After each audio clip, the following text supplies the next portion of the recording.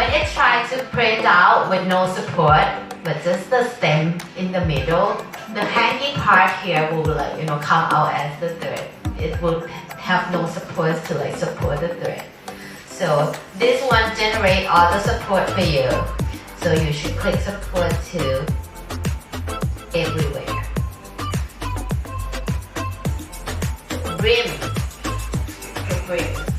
What is brim? Brim go to base.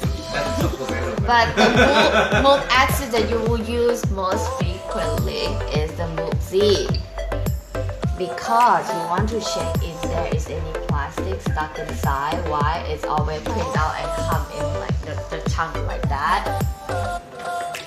And you saw, right? You can pause your printing, and also you can stop your printing separate.